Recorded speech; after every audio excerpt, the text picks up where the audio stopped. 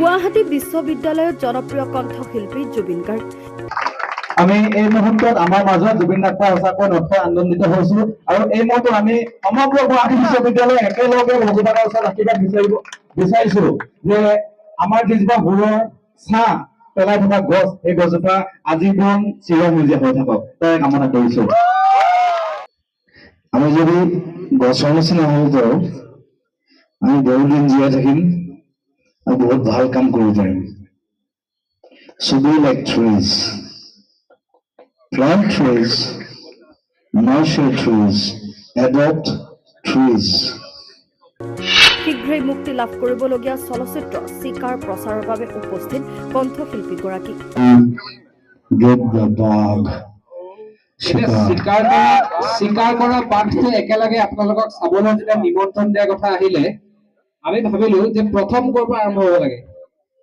জুবিন গাৰ্গৰ জীৱনৰ প্ৰথম ডাঙৰ টাৰ্ণিং পইণ্টটো কোনে দিছিলে আপোনালোকে কওক। Guwahati University. গুৱাহাটী ইউনিভাৰ্চিটি সৰুকে ক'লে নহ'ব। গোপীনাথ বৰদলৈ ২ নং দুমহলীয়া ছাত্ৰাবাসত চলচ্চিত্ৰখনৰ প্ৰচাৰ কণ্ঠশিল্পীগৰাকীৰ। মই এনেই কেইখনমান পোষ্টাৰ দিছিলোঁ মই আগৰ নিচিনাকে মিছন চেনেল যেনেকৈ কৰিছিলোঁ কনচাৰ্ট জগত কৰিছিলোঁ তেনেকৈ কৰা নাই এইবাৰ কাৰণ এখন মোৰ নিজৰ চিনেমা নহয় বেলেগৰ cinema but I am doing a my story in a different mood and everything. Zubeen গাৰ্গক কাষতে পাই উৎফুল্লিত হৈ পৰে বিশ্ববিদ্যালয়ৰ ছাত্ৰ ছাত্ৰীসকল।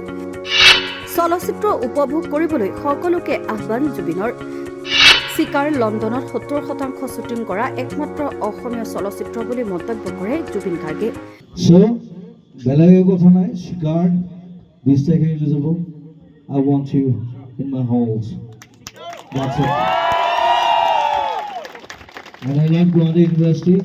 মই ইয়াৰ পৰা গৈ পেলাই ওলাই গৈ অনামিকা কৰিলোঁ তাৰপিছত জুবিন গাৰ্গ গ'লোঁ। এতিয়াও মোৰ ঢেৰ ৰোৱা গছ আছে ইয়াত মানুহে নাজানে মই ঢেৰ গছ ৰুইছোঁ ইয়াত মাজে মাজে সেইবাৰ গছ ৰুওঁ তেতিয়া তোমালোক নাছিলে চাগে। I don't know, but I welcome you to a Shikar family. চিকাৰৰ পাছত ৰৈ ৰৈ বিনালে নামৰ চলচ্চিত্ৰ আহিব বুলি প্ৰকাশ কৰে জুবিন গাৰ্গে। বিশ্ববিদ্যালয়ত চিকাৰৰ পোষ্টাৰ মুকলি কৰে কণ্ঠশিল্পীগৰাকীয়ে লগতে চিকাৰ টীমে।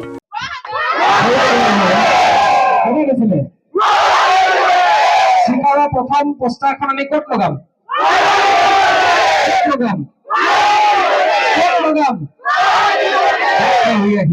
আজি আমি প্ৰথম পোষ্টাৰখন অফিচিয়েল প্ৰমোচন আৰম্ভ কৰাৰ আগতেই গুৱাহাটী ইউনিভাৰ্চিটিত লগাব বিচাৰিছিলো। This is the place. Bureau report Republic any.